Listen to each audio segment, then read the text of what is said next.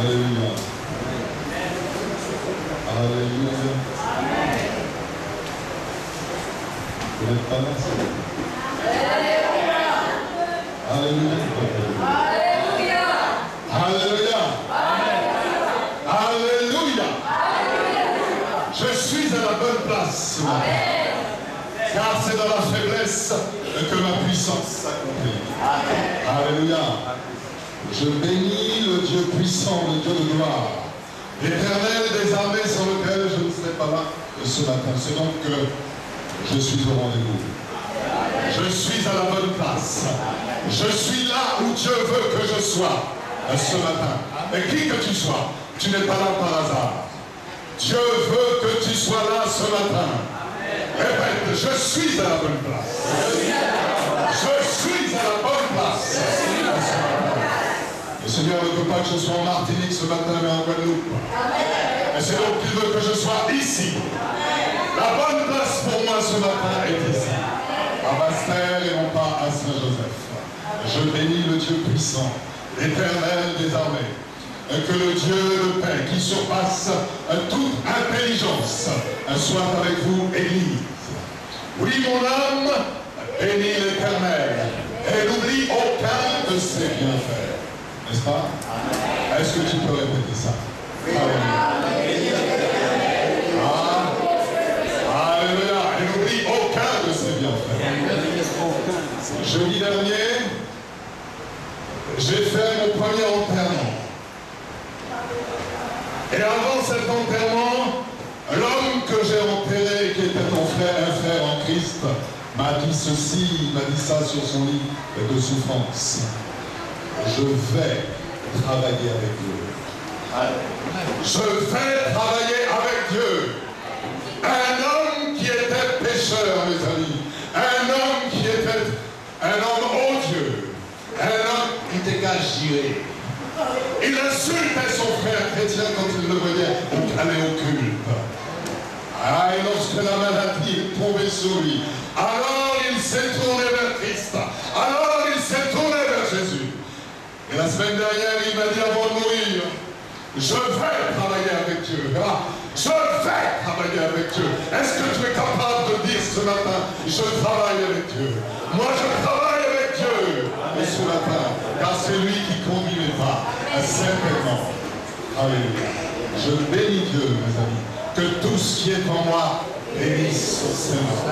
Tout ce qui est en moi bénisse son Saint-Nom. Du sommet de la tête jusqu'à la plante des pieds.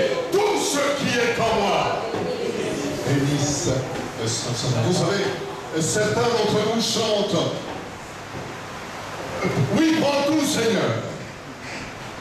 Mais jusqu'à la ceinture, en dessous, laisse-moi libre.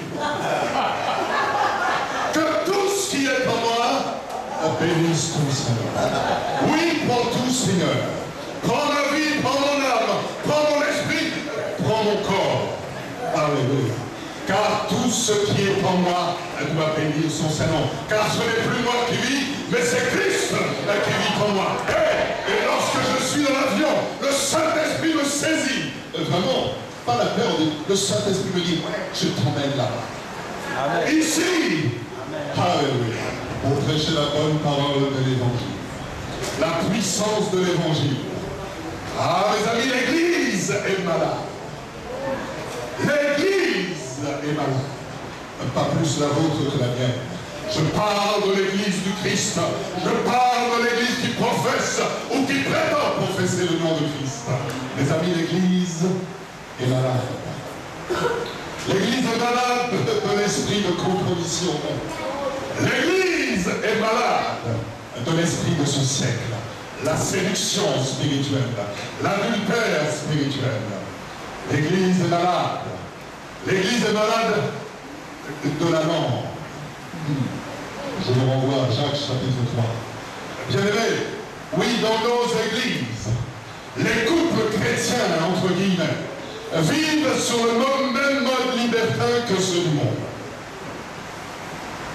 Nous vivons de la même manière que ceux du monde.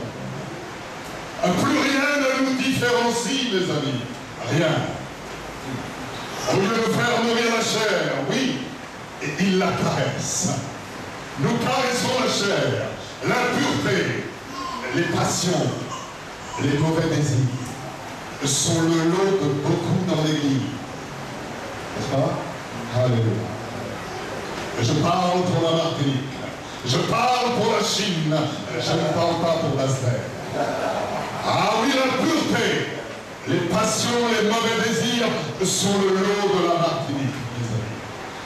Beaucoup sont installés même, livrés à eux-mêmes, plutôt instables plutôt qu'installés.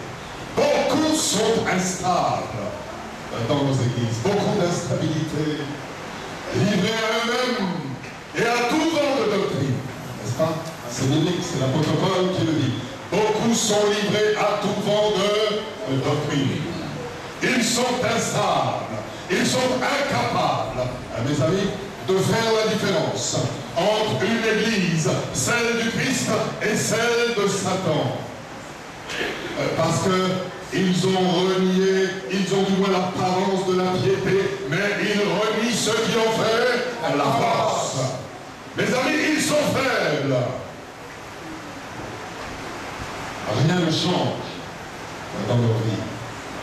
Ils se comportent, du moins en Martinique, comme accusateurs des frères, et singulièrement des serviteurs, mes amis, parce que le diable les arme. Il donne la main d'association au diable contre l'Église et contre les hommes de Dieu. Mes amis, tout est bon. Accusateurs des frères. Dans l'Église, beaucoup sont égoïstes, amis de l'argent, incapables de développer pour l'Église des entrailles de miséricorde. Leurs mains sont serrées sur leur porte-monnaie. Ils sont incapables de serrer leurs mains de leur porte-monnaie pour l'Église. Donc pour eux, ce n'est pas un problème. Pour l'Église, c'est un problème. Ils préfèrent au contraire voir l'Église crouler sous ses charges, que l'Église croule sous ses charges. Mais ils sont incapables, mes amis, d'avoir des entrailles de miséricorde pour l'Église. L'Église de Dieu, l'Église qui professe Christ. Bien-aimés, ces chrétiens présentent tous les symptômes de l'infirmité, de l'immaturité spirituelle. Tu es immature dans tes finances quand tes mains ne savent pas se dessainer. Alléluia. Quand tes entrailles de miséricorde ne vibrent pas pour l'Église, pour les charges financières de l'Église, alors, excuse-moi, mais tu dois te remettre devant ton Dieu. Tu dois t'examiner à cet égard dans ce compartiment de ta vie. C'est pourquoi, durant ces 3 jours qui viennent, aujourd'hui dimanche, mardi et mercredi, nous allons, comme le forgeron, marteler la pièce et lui donner forme. Nous allons, mes amis, nous entretenir de la maturité spirituelle. Et ce dimanche, nous allons nous poser la question ensemble de savoir qu'est-ce qu'il faut entendre par la maturité spirituelle. Qu'est-ce que la maturité spirituelle? Mardi, nous verrons la maturité spirituelle, que la maturité spirituelle égale croissance. Et enfin, mercredi, nous verrons les éléments qui favorisent la maturité spirituelle. Et là, nous serons pratico-pratiques. Qu'est-ce que la maturité spirituelle? Comment atteindre la maturité spirituelle? Quel chemin me reste-t-il à parcourir pour atteindre la maturité spirituelle? Seigneur, ce matin, devant toi et en conscience, suis-je un homme, une femme mature spirituellement? Est-ce que la maturité spirituelle fait de moi un meilleur chrétien? Alléluia. Mes amis, la maturité spirituelle, c'est un processus qui nous aide à bien réagir aux situations difficiles, à prendre les bonnes décisions et qui nous permet de mieux connaître Dieu. C'est un long processus qui nous emmène de l'état d'enfant spirituel vers l'état d'adulte spirituel. La Bible, et particulièrement l'apôtre Paul, parle d'hommes faits. Et que nous soyons, mes amis, ce soir, ce matin plutôt, hommes, femmes, des femmes faites, des hommes faits en Christ, des hommes et des femmes matures, capables de tenir le raisonnement, capables, mes amis, de garder avec Dieu une intimité. Alléluia. Capables de nous comporter comme des hommes et des femmes debout, ayant une colonne vertébrale structurée pour Dieu, debout pour Dieu. Alléluia. La maturité spirituelle s'oppose à l'immaturité spirituelle, naturellement. Si je suis mature, je ne suis pas immature. Si je suis immature, alors je ne suis pas mature. Après la Bible, le chrétien qui n'a pas atteint la maturité spirituelle, celui-là est un homme charnel. Une femme charnelle. Celui qui n'a pas atteint la maturité spirituelle privilégie donc la chair, les désirs de la chair, les pensées charnelles, les impuretés, et qui accompagnent ces pensées charnelles. C'est-à-dire que tu te conduis selon les principes de ceux qui sont éloignés de Christ. Alléluia. Je me comporte comme un chrétien charnel. Je fais la première place, non pas à Dieu dans ma vie, à Christ dans ma vie, mais à tous les principes qui gouvernent ma chair. À tout ce qui fait plaisir à ma chair. Partout où me portent mes yeux. La maturité spirituelle, mes amis, s'oppose au légalisme spirituel dans l'Église. Beaucoup sont légalistes dans l'Église, dans nos églises. Ne fais pas, ne prends pas, ne touche pas. Alléluia. Et ça, c'est que tu es encore loin de ce que Dieu veut. Encore loin de ce que Dieu veut. Encore loin d'entrer dans le champ de la maturité spirituelle.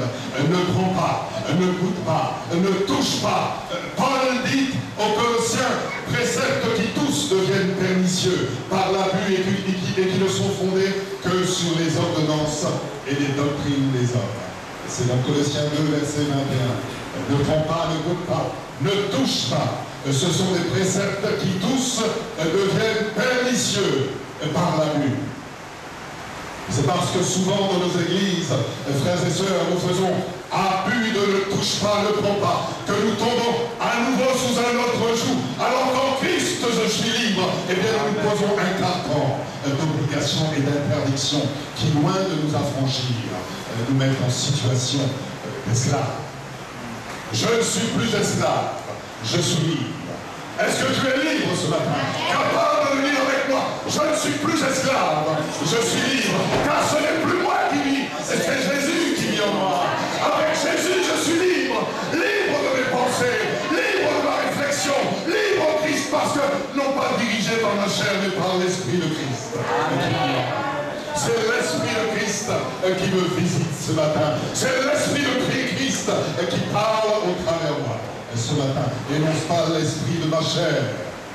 La maturité spirituelle s'oppose à la quête de pouvoir dans l'Église. Les amis, je parle pour la marque Philippe cette fois-ci et sérieusement. J'ai vu un certain nombre uniquement guidés par l'appétit de pouvoir dans l'Église. Comme si l'Église était ce qu'on appelle souvent un ascenseur social. Eh bien non, l'Église n'est pas un ascenseur social. L'Église n'est pas le lieu de toutes les satisfactions, et notamment celles liées au pouvoir.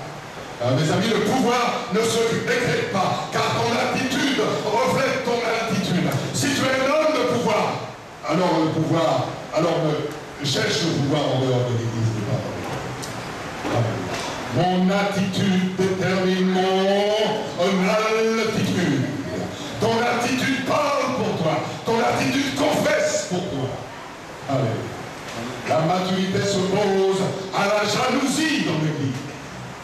Il n'y a pas de jaloux ce matin dans l'Église. Pas de jaloux. Non. La maturité s'oppose aux inimitiés qui sont les œuvres de la chair. Alléluia. Lorsque tu lis la parole de Dieu, alors tu sais ce qu'est la maturité. Et tu sais comment aussi te positionner contre l'immaturité.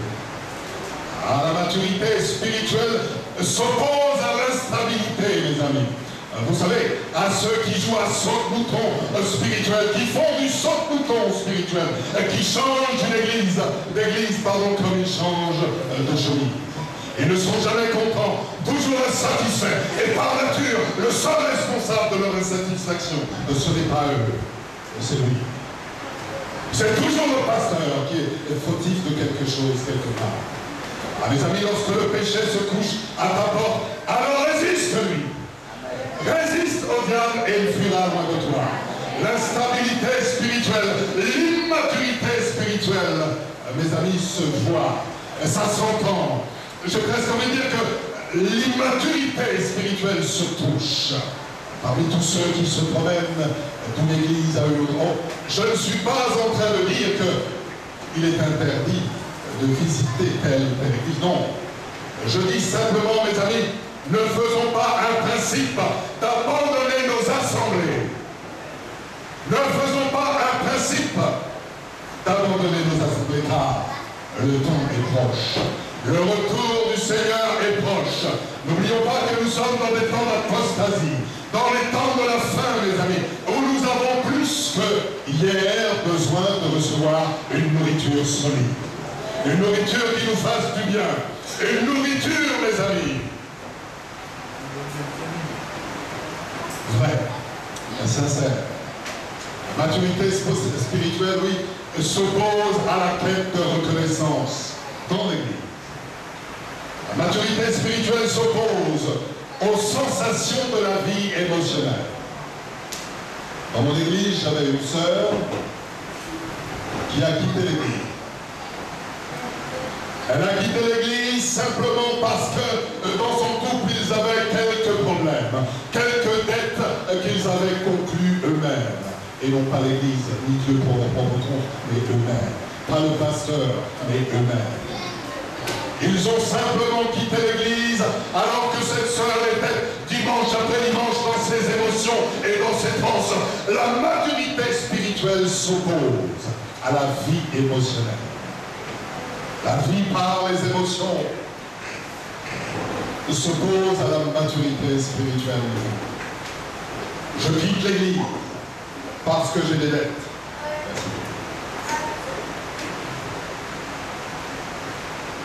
Je quitte l'église parce que j'ai des dettes.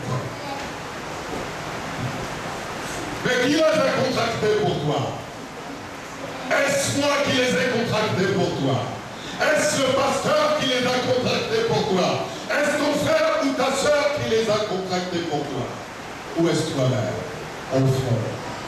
J'abandonne l'église parce que dans mon église en Martinique, j'ai osé prêcher sur la compromission. Alors je quitte l'église.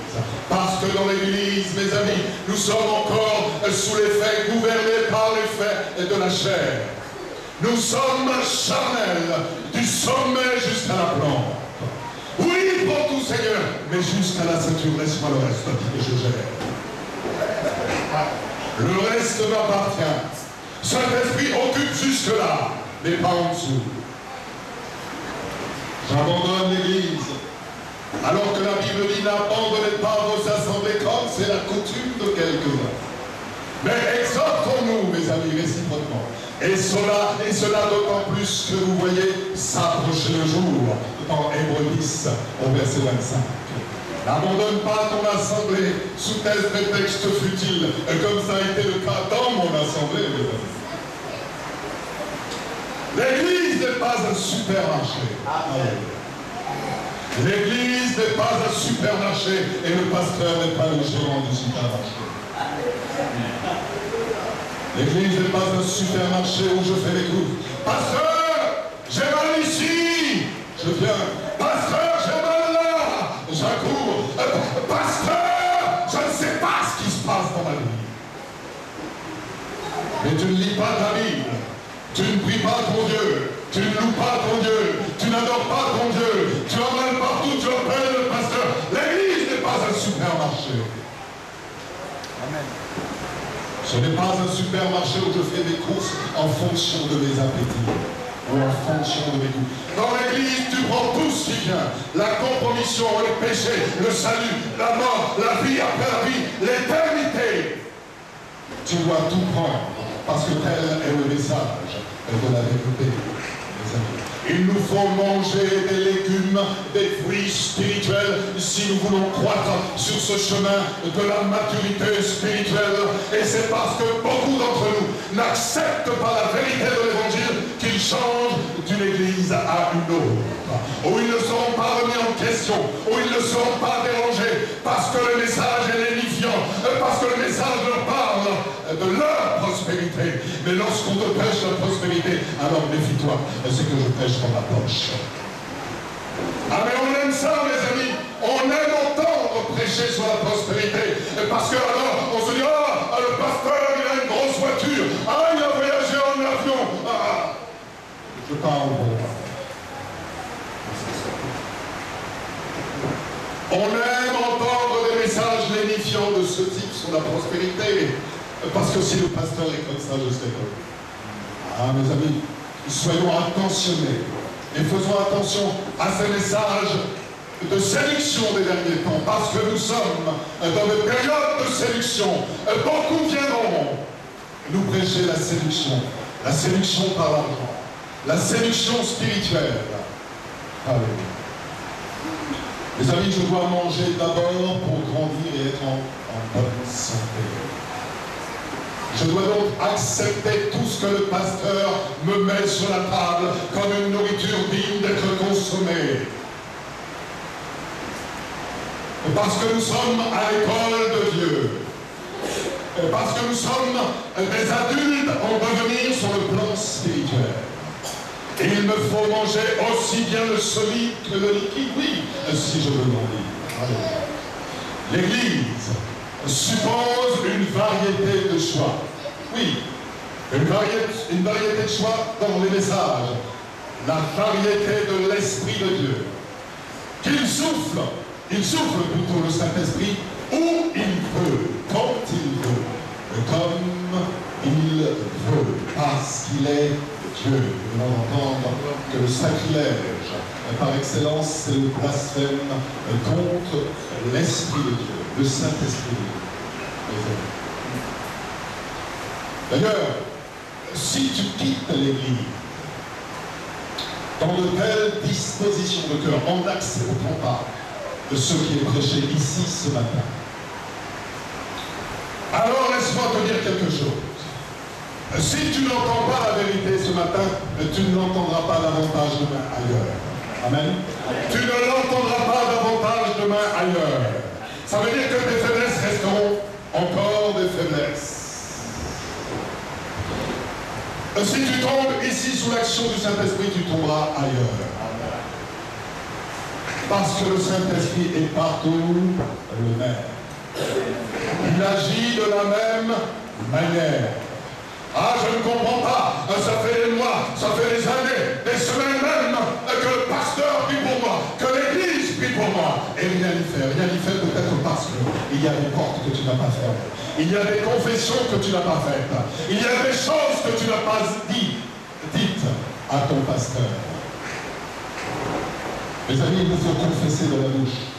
C'est la Bible qui confesse de la bouche. Parce que la maturité spirituelle, c'est vivre par l'esprit et non par la chair. Je veux, Seigneur, ce matin vivre par l'Esprit de Dieu. L'Esprit de Dieu m'a dit, va, et je vais. C'est comme ça. Mes amis, je dois obéir à l'Esprit de Dieu et non pas lui faire obstacle. Lorsque hier j'étais dans l'avion, avant que l'avion ne décolle, le Saint-Esprit s'est manifesté. Je savais où j'allais. Et je savais que j'y arriverais. Amen. Mes amis, je savais que j'arriverais en Guadeloupe parce que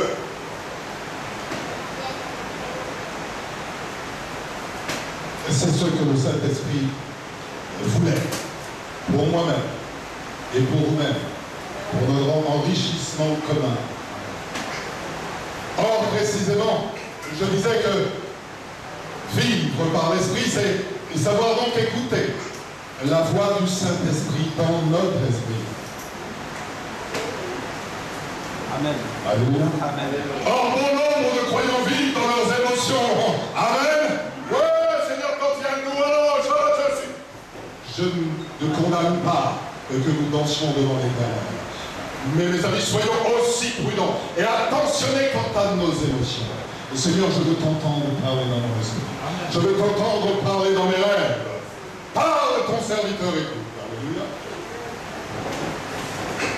Hier matin, nous avons prié 2 heures. Debout à 4 heures du matin, nous avons prié de 5 heures à 7 heures du matin. Je disais aux frères et sœurs qui étaient avec moi, ce matin, le Seigneur m'a donné un songe.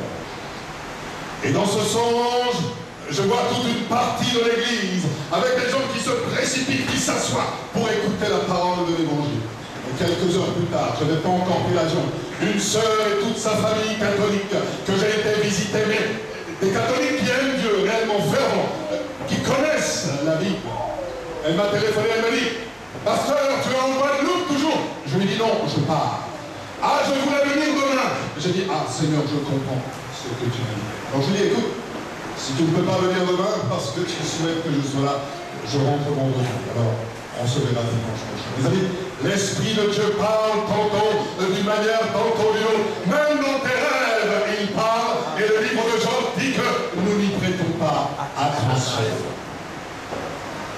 Non pas seulement mes émotions, mais l'Esprit de Dieu en moi. Mes amis, lorsque tu vis dans l'émotion ou seulement dans l'émotion, alors tu deviens incapable de suivre l'Esprit de Dieu. Tu vis par la chair. Alléluia. Ah, il suffit d'une contrariété pour que je quitte l'église. En en rendant responsable le pasteur. J'aimerais autant vous dire que j'en sais quelque chose, c'est ce que je vis en Afrique. C'est de sa faute. De sa faute. Oui, de sa faute. Mes amis, on accable le pasteur. Laissez-moi vous dire quelque chose que je n'ai pas prévu de vous dire dans les rôles.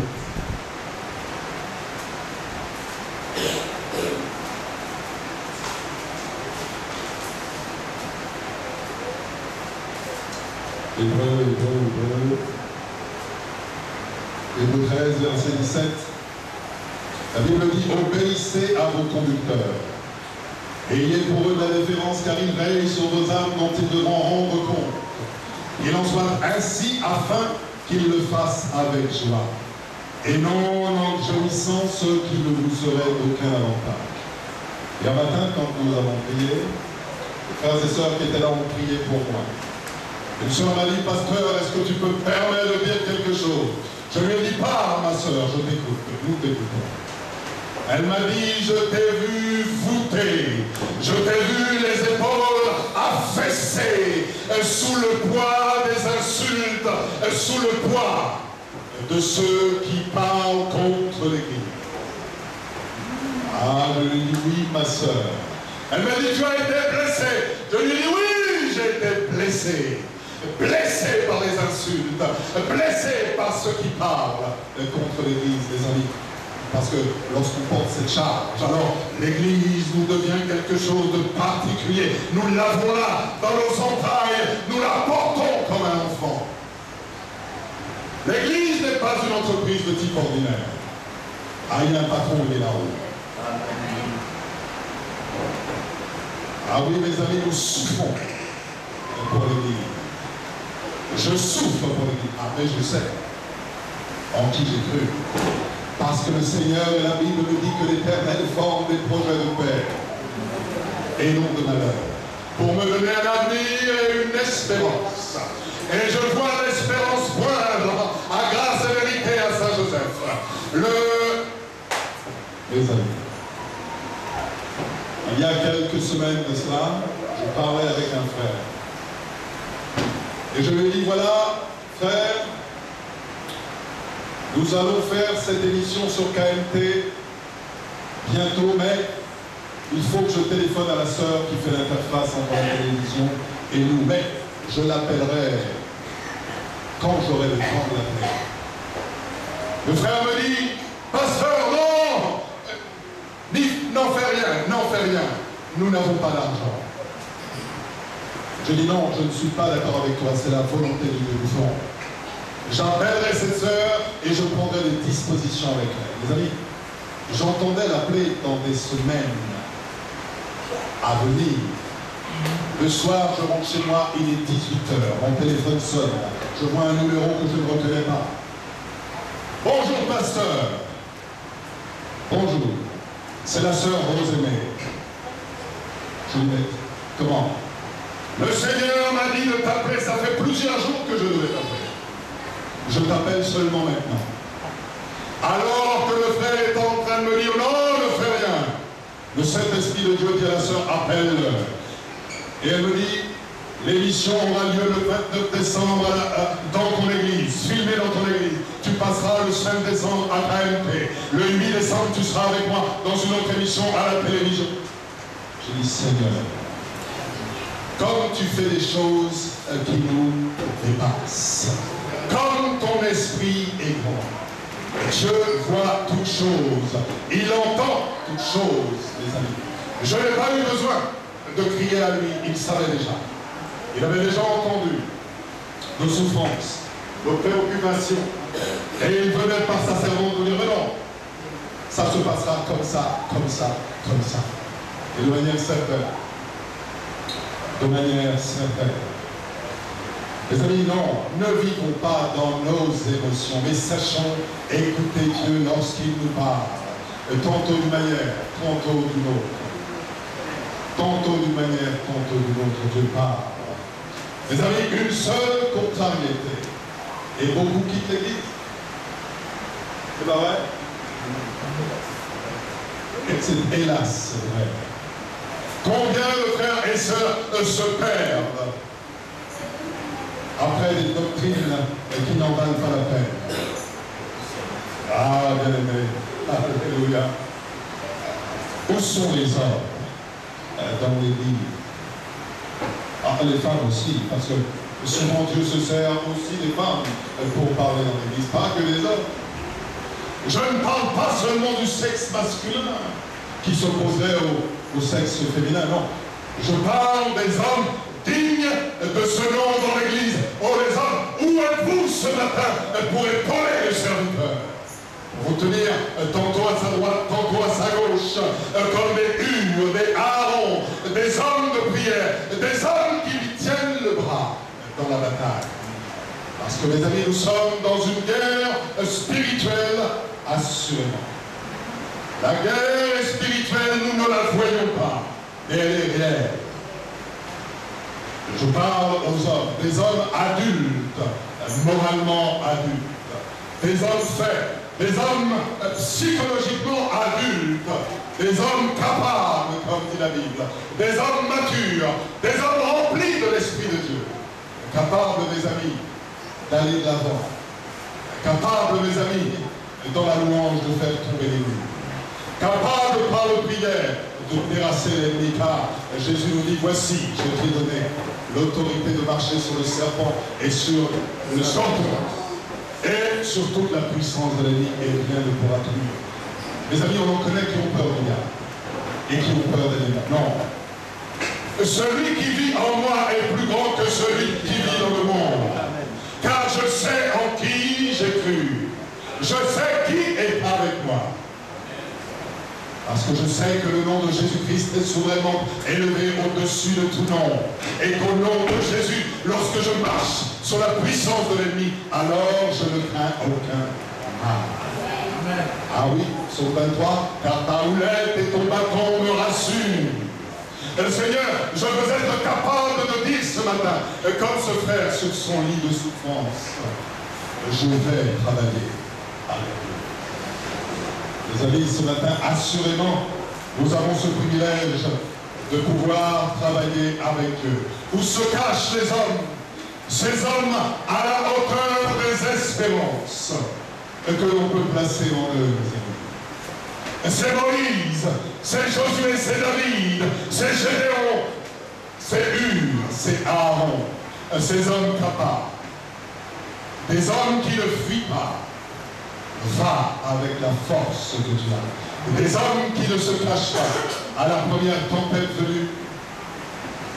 Des hommes équilibrés dans leur personne, capables de maîtriser leur passion. Ah oui? Oui, prends tout, Seigneur. Les amis. Vous savez, dans l'Église, quand je dis capable de maîtriser leur passion, ils s'en passent de bonnes. Et de belles. Il se passe même des choses à ton insu. Dans mon église, il y avait une chambre.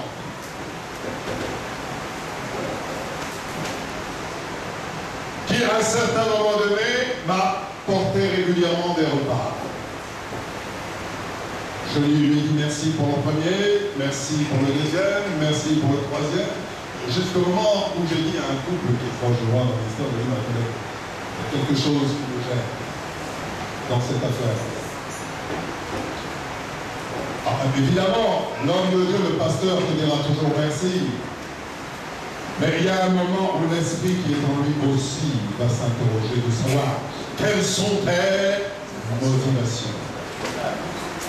Quelles sont tes pensées? Et alors ça a duré un certain temps. Jusqu'au jour où un vendredi, j'ai attrapé cette sœur dans le bureau là, comme ça. J'étais juste en face d'elle. Je lui ai dit, écoute-moi bien. J'ai pas voulu la vexer. Tout ça est très bien et très bon. Je te remercie beaucoup. Mais je te demande d'arrêter ça. Parce que tout se voit dans l'église. Et que je ne voudrais pas que soit interprété ton geste comme une forme d'accord de ma part ou comme si quelque chose de frelaté se passait entre nous alors qu'il ne se passe rien. Mes amis, lorsque les pensées d'un homme ou d'une femme sont pures, alors tu peux supporter mon regard. Elle était juste en face de moi.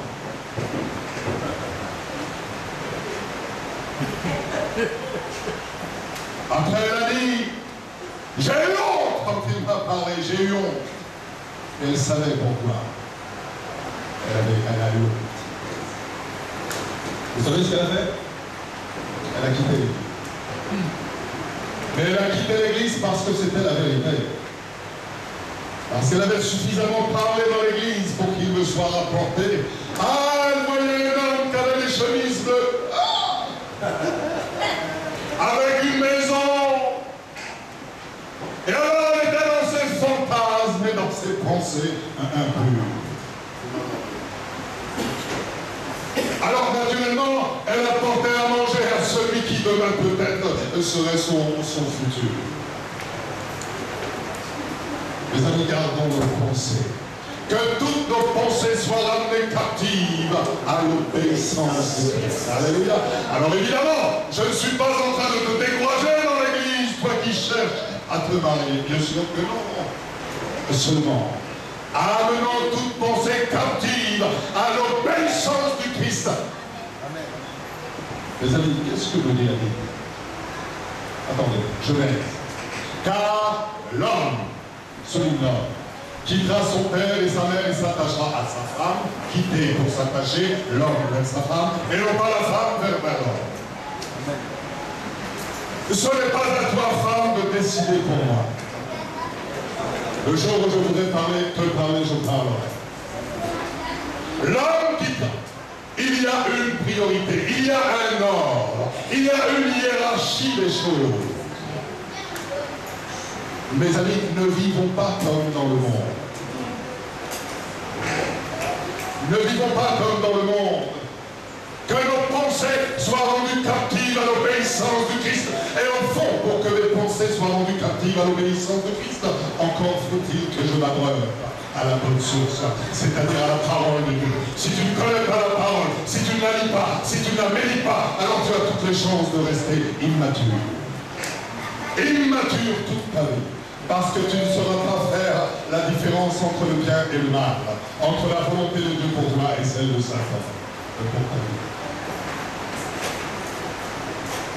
Mes amis, il nous faut des hommes capables dans l'église de gérer leurs relations. Parce que si tu n'es pas capable de gérer ta relation, tu acceptes le plat et tu acceptes encore autre chose dans l'église. Non, mes amis, n'avons pas le droit de nous compromettre dans l'Église et singulièrement dans le ministère. Mes amis, comment tu m'as dit? Serena, Maria, m'a dit ma tante. Maria, aussi elle savait à quel point elle avait raison. Parce que même dans l'Église, nous dupliquons ce qui se passe dans le monde. C'est vrai. Non mais, attendez. Comprenez-moi bien dans ce domaine, je vous parle. Dans l'Église, on n'est pas des ringards. Nous ne sommes pas des idiots ou des sots, d'une certaine manière. J'entends bien, mais, mes amis, si nous voulons que les choses se fassent avec ordre, alors nous devons mettre un pied devant l'autre. Et nous devons surtout, mes amis, nous attacher à la parole de Dieu pour savoir quelle est sa volonté bonne et parfaite pour ma vie. Alléluia. Parce que c'est la Bible qui est mon juge de paix. C'est la Bible qui est mon départiteur. C'est lui qui est la vérité. C'est lui qui me parle de Dieu. C'est la Bible qui me parle de ma propre vie. C'est la parole de Dieu qui m'enseigne. Et c'est pourquoi le psalmiste me dit de la serrer contre mon cœur. De la lier à mon cou. Afin qu'à chaque fois qu'il en ait besoin, alors je puisse dire comme Christ dans le désert. Car l'homme ne vivra pas de pain seul, mais de toute parole qui sort de la bouche de Dieu. Ah oui, j'ai besoin d'une femme, d'un homme dans ma vie, bien sûr. Car l'homme quittera son père et s'attachera à sa femme.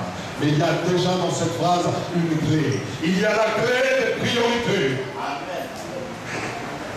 La clé des priorités, c'est que dans l'Église, quelqu'un te parle. Je ne sais pas pour qui je parle. Des hommes capables de communiquer en contrôlant leurs émotions. Parce que si tu n'es pas capable de communiquer dans l'Église en contrôlant tes émotions, tu sautes sur tout ce qui bouge. Tu ouvres toutes les portes. Prends ma vie, Seigneur, mais jusqu'à la ceinture. En dessous, je gère. Seigneur, non. Mes amis, non. Des hommes disposés à s'investir dans leur vie personnelle, conjugale, familiale et spirituelle. Des hommes qui soient capables de conduire l'Église. La Bible parle du degré de maturité spirituelle dans 1 Corinthiens 13, verset 11. La Bible dit ceci. Lorsque j'étais enfant, je parlais comme un enfant. Je pensais comme un enfant. Je raisonnais comme un enfant.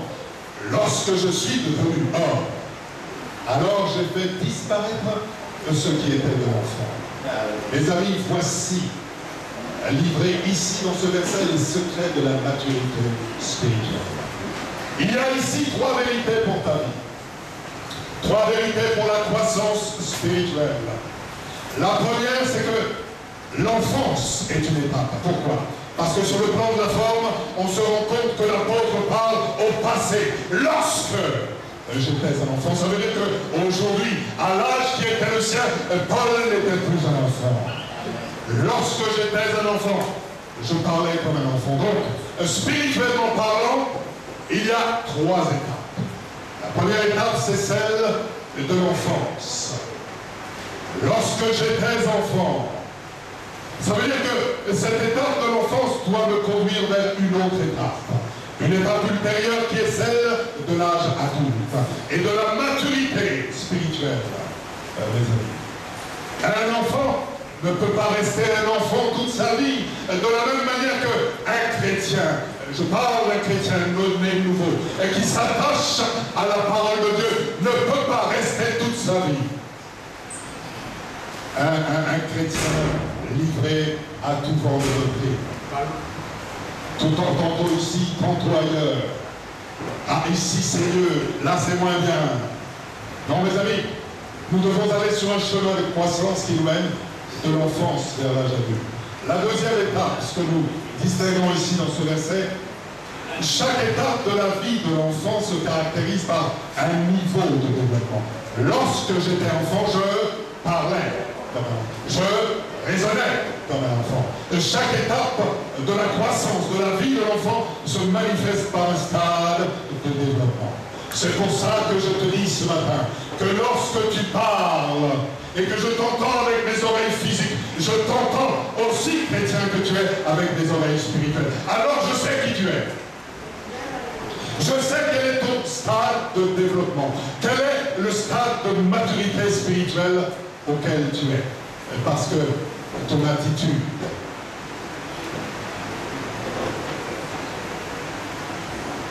détermine ton attitude.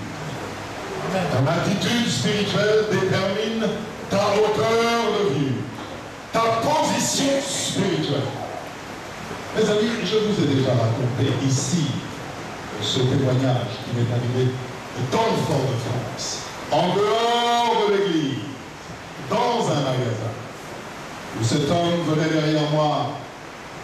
Je ne savais pas qui il était, et lui ne savait pas qui j'étais. Lorsque j'ai parlé à cet homme, il m'a simplement dit, est-ce que vous êtes prêtre? Je lui ai dit non. Je ne comprenais pas ce qu'il voulait dire. Et je lui ai dit, pourquoi vous me posez cette question?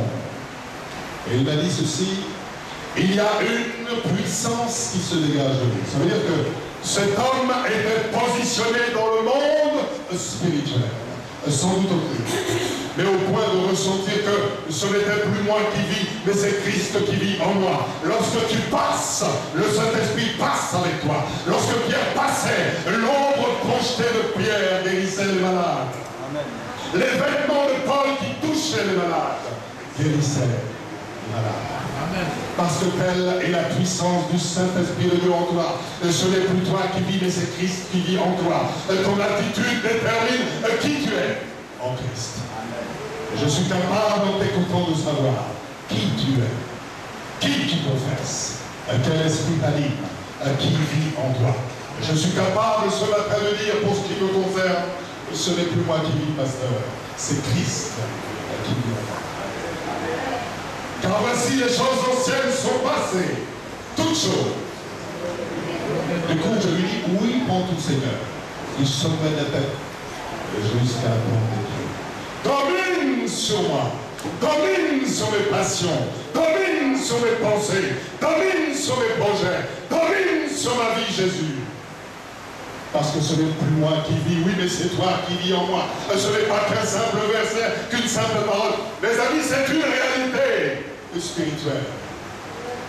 Parce que le monde spirituel, c'est qui je suis en Christ.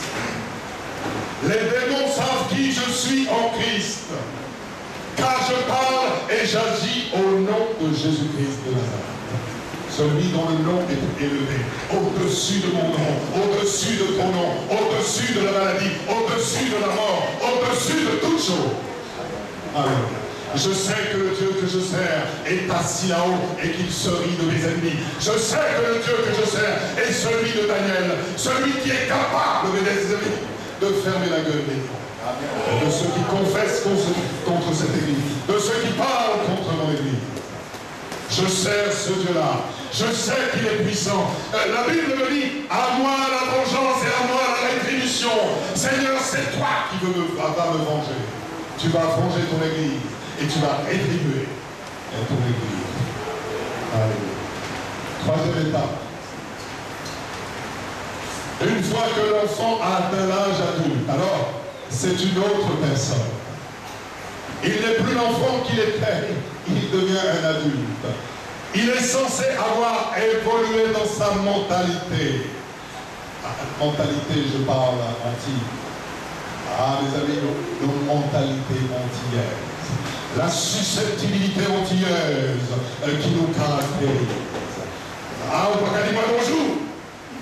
Et tout le monde fâché. L'église se vide. Ce pasteur-là, cet homme-là.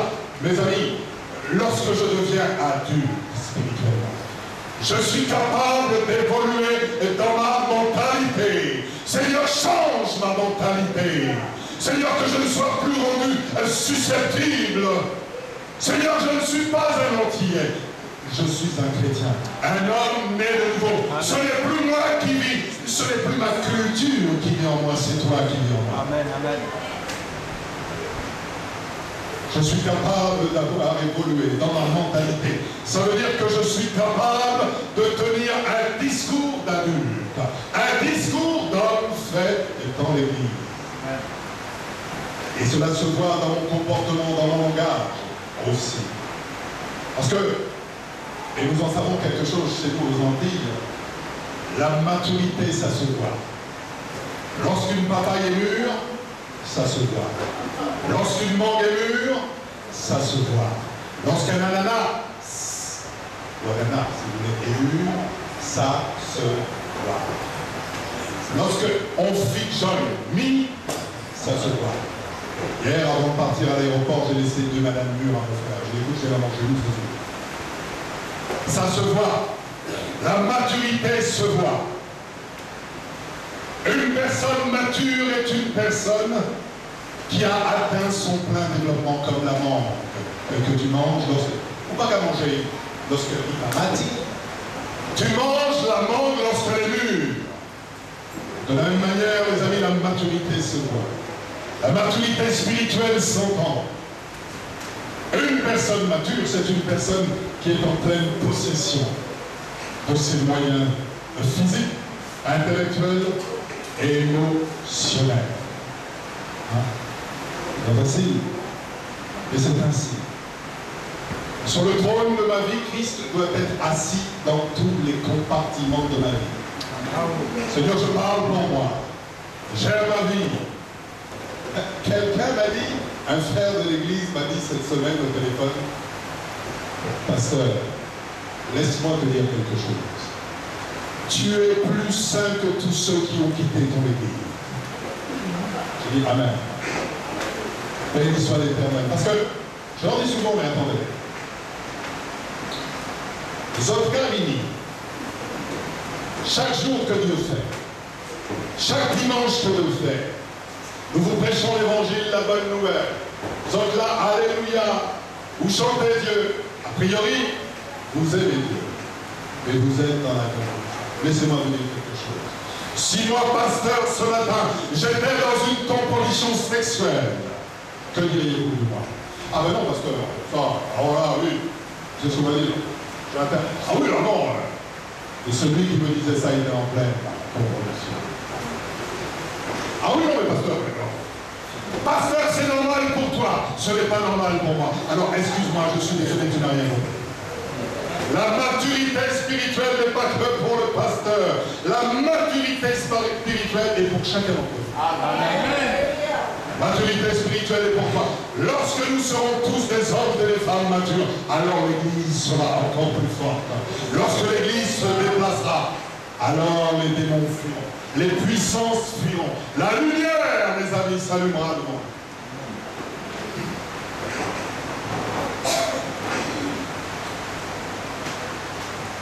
La maturité spirituelle chez nous, les chrétiens, c'est un processus graduel qui nous amène de l'état d'enfant vers l'état d'homme et de femme mûr.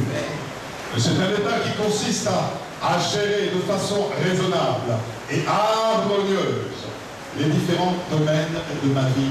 Mais attention, pas simplement le dimanche. Chaque jour que nous faisons. Enfant de colère, maîtrise ta colère. Ah, tu insultes le frère que j'ai enterré. Avant qu'il ne soit né de nouveau, c'était un injurieur de première catégorie. Il injuriait son frère qui était chrétien. Ah, pasteur Capati, ah, il va au culte, etc. Il ne savait pas qu'un jour le Seigneur l'attendait.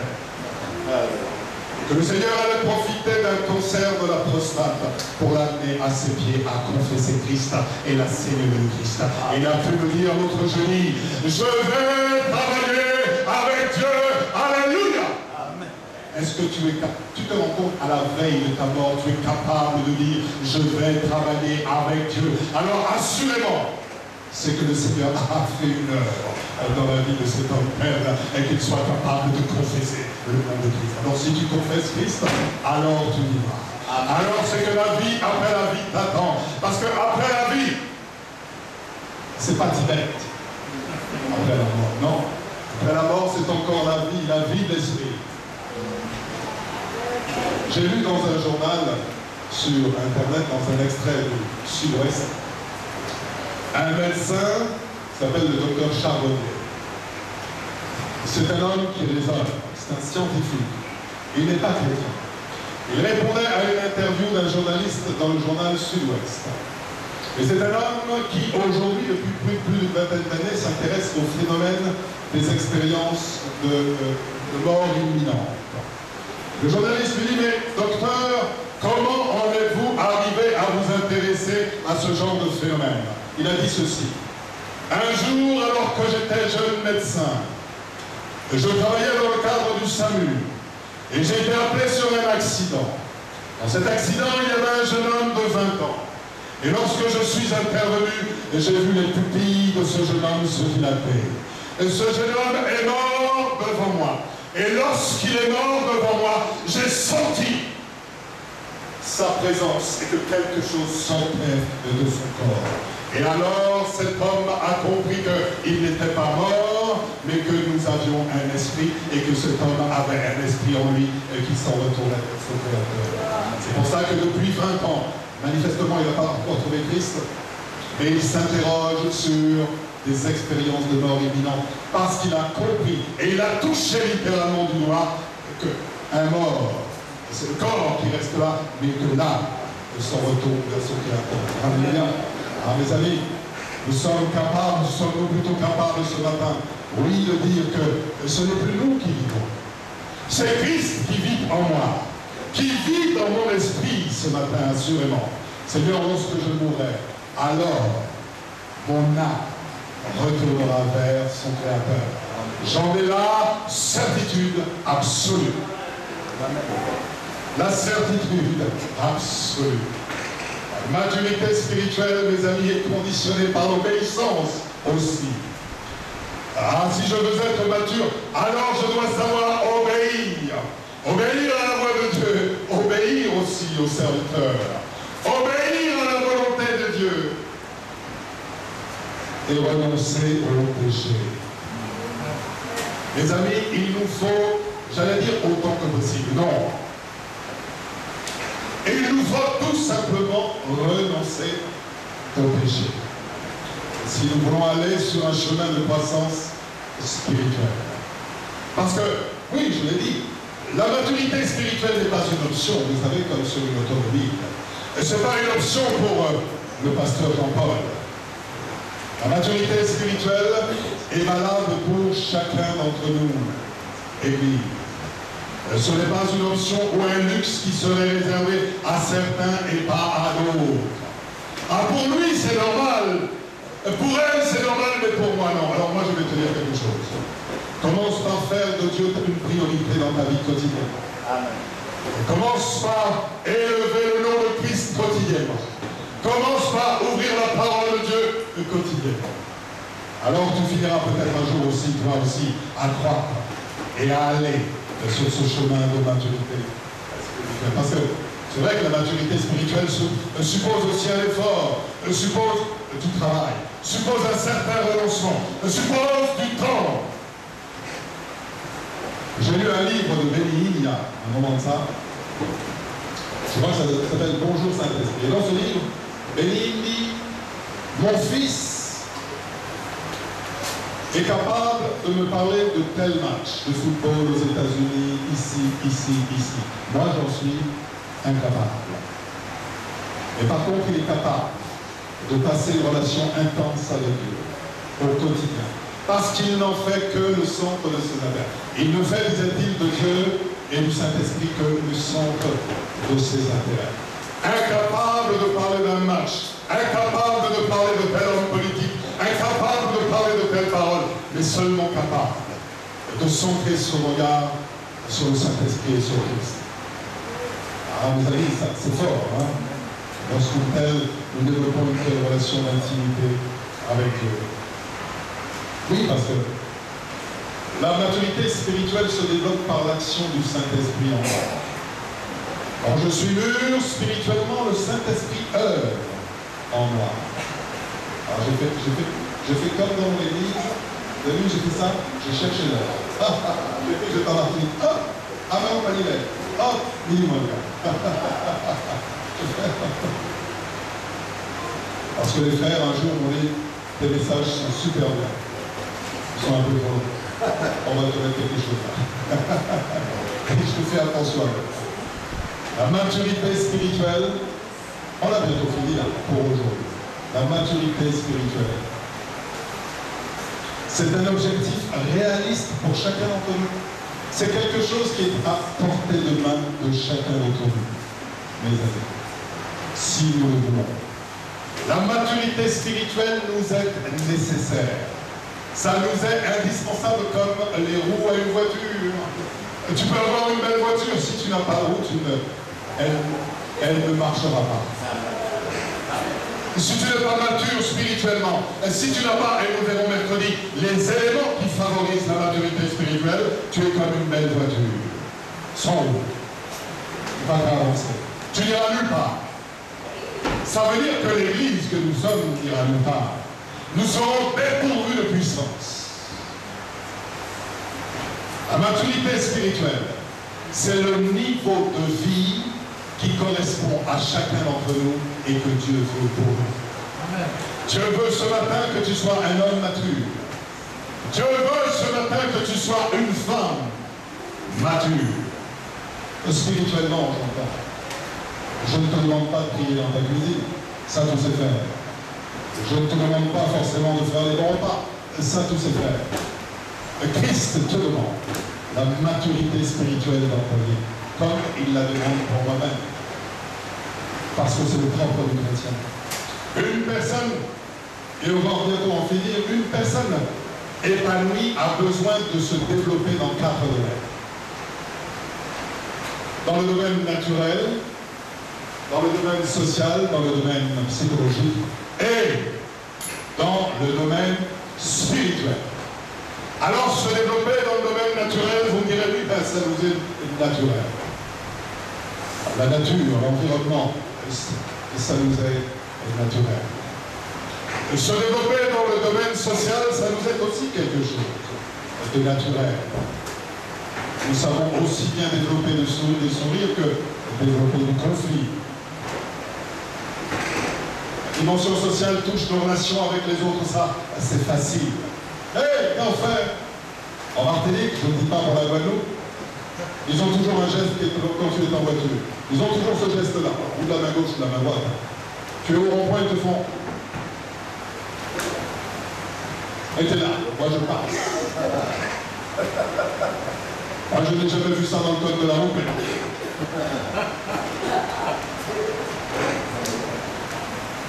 La dimension sociale. La dimension psychologique concerne la relation avec soi-même.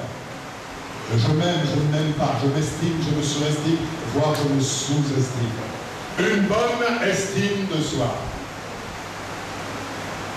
Ah, le plus difficile, c'est la dimension spirituelle, parce que autant les 3 précédentes nous semblent aller de soi, autant, généralement, la dimension spirituelle n'est pas quelque chose précisément de naturellement accessible. Ça, ce n'est pas facile, mes amis. Entrer dans une dimension spirituelle. La dimension spirituelle vise ma relation avec Dieu. La relation avec le monde invisible. Parce que le monde invisible existe tout comme le monde invisible, le monde visible, pardon, existe. Or, beaucoup d'hommes et de femmes ne fonctionnent que dans les 3 premiers domaines.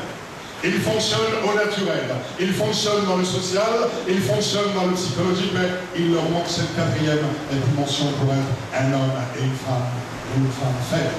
Un homme ou une femme mature, spirituellement, est un homme qui évolue aisément dans ces 4 domaines.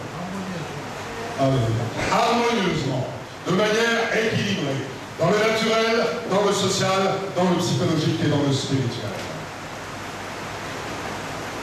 Pour ceux qui n'évoluent que dans les 3 premiers domaines, pour eux, la vie consiste simplement à se nourrir, à boire, à respirer, à vivre. Et comme Noé, ils disent, mangeons et buvons car demain, nous mourrons. Ah oui, nous mourrons, mes amis. Et si je suis dans le domaine spirituel, et si mon âme ou si mon alliance est avec Christ, ah, je sais que je mourrai, ça c'est sûr. Et je sais qu'un jour, mes yeux verront Jésus. Parce que mes amis, je vis déjà avec lui. Il est mon compagnon. Il est mon ami. Il me dit, je ne t'appelle plus serviteur, mais ami. C'est mon ami. Il m'est proche. Il se manifeste dans l'avion, en dehors de l'avion. Il me dit, voici, je conduis tes pas. Va avec assurance, prêche avec autorité.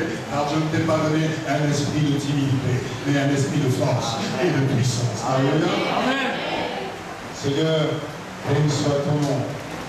En revanche, la dimension spirituelle est carrément mise de côté. Et pour certains, elle se limite seulement à pratiquer une religion. Elle ne fait pas.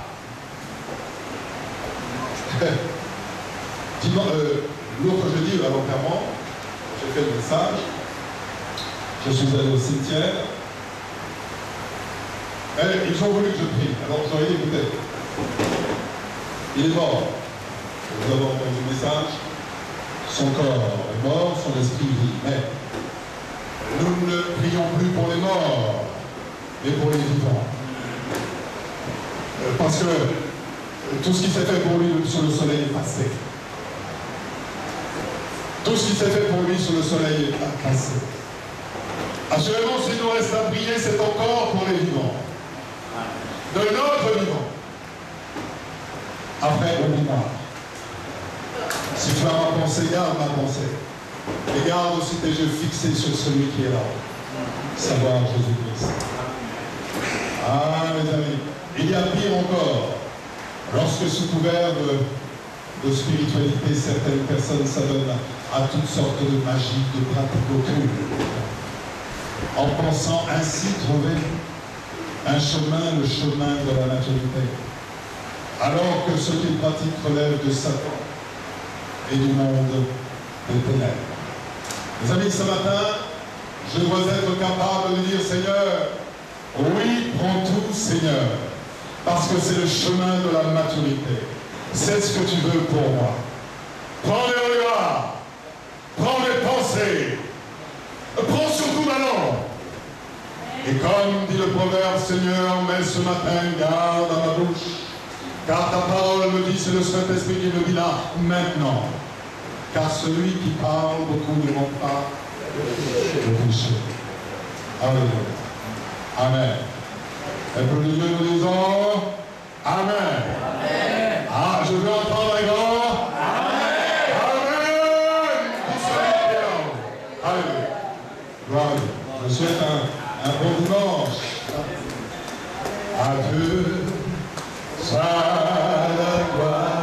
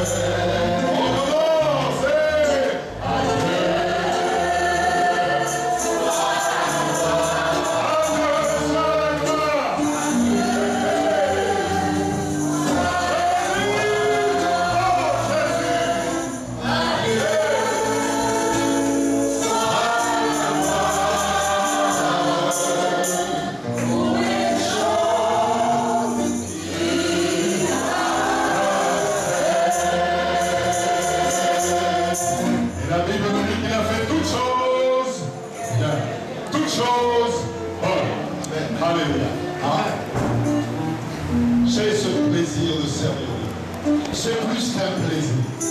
Il me dépasse, il me dévore. Il est la fontaine de... Quand tu auras une telle relation avec Dieu, j'ai mis du temps.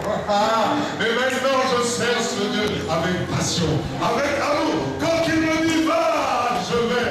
Et je lui dis adieu.